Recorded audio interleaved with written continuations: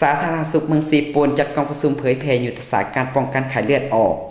เพื่อเป็นการป้องกันและสกัดกั้นการระบาดของพยาธิไข้เลือดออกในบ้านเป้าหมายดังนั้นตอนเช้าวันที่17ธันวาคม2016อยู่หอประชุมสาธารณสุขเมืองซีปูนแขวงสวรรณเขตได้จัดกองประชุมเผยแพร่ยุทธศาสตร์การป้องกันพยาธิไข้เลือดออกขึ้นอย่างเป็นทางการโดยเป็นเกียรติเข้าร่วมทานเพชรสมพรนันสุนทวงศ์รองหัวหน้าสาธารณสุขเมืองท่านเตียงคำป้องวงศารองหัวหน้าแผนกสาธารณสุขแขวงมีบรรดารองหัวหน้าแขนงไขยุงแขวงเมืองคณะของการสาธารณเมืองพร้อมพนักงานวิชาการคณะบ้าน8บ้านเป้าหมายและของการอ้อมข่างเขาห่วง20กว่าคน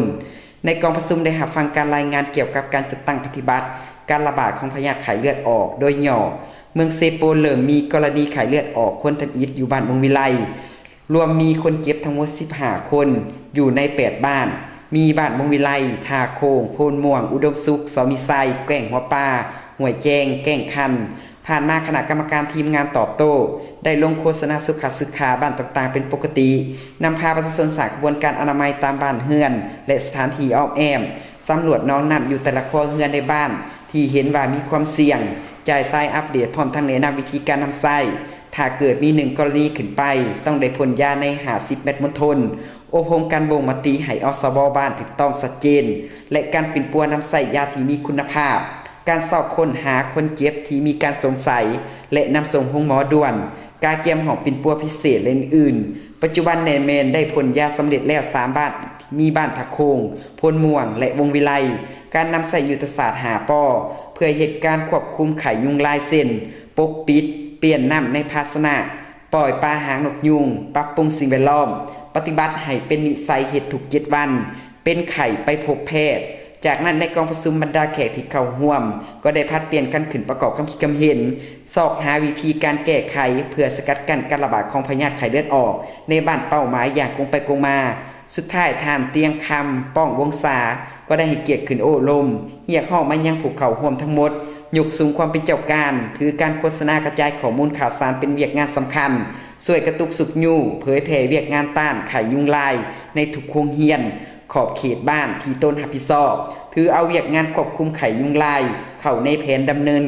ต้านและสกัดกั้นการระบาดของพยาธิไข้เลือดออกในบ้านเป้าหมายให้ลดหน่อยถอยลงอย่างสิ้นเชิงการเงินเมืองเซโปนมอบรับเวียกงานระหว่างหัวหน้าผู้เก่าและใหม่พิธีมอบรับเวียกงานระหว่างหัวหน้าของการเงินเมืองเซโปนผู้เก่าและใหม่ได้จัดขึ้นอย่างเป็นทางการในตอนแรงวันที่22ธันวาคม2016ผ่านมา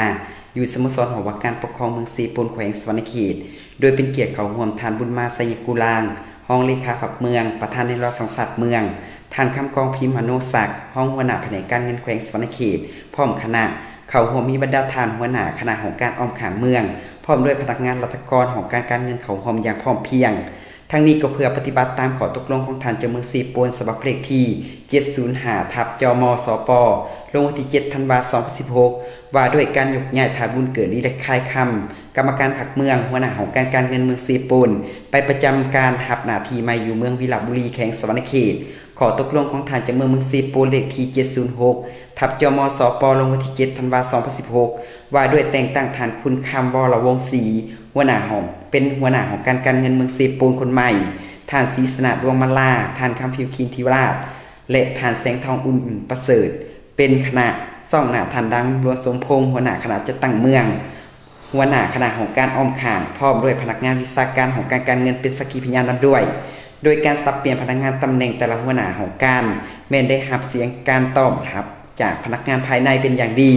จากนั้นก็ได้เซ็นบทบันทึกการมอบหับหน้าที่เวียกงานระหว่างผู้เก่าและใหม่สุดท้ายท่านคำกองพิมโนศักดิ์ก็ได้ให้เกียรติขึ้นโอลมและให้ทิศเงื่อนทางโดยเฉพาะผู้ที่ถูกแต่งตั้งใหม่นั่นสืบต่อจัดตั้งพันขยายให้มีความเสื่อมั่นและอุ่นเที่ยงทุนเที่ยงปฏิบัติเอาใจใส่ยกสูงความเป็นเจ้าการต่อหน้าที่เวียกงานของตนรับผิดชอบเพิ่มทวีความเอาใจใส่ความสามัคคีเฮ็ดเวียกเป็นหมู่คณะยกสูงความรู้ความสามารถทางด้านอิสระเฉพาะให้ไทยทันแถวพนักงานรัฐกรภายในของการของตน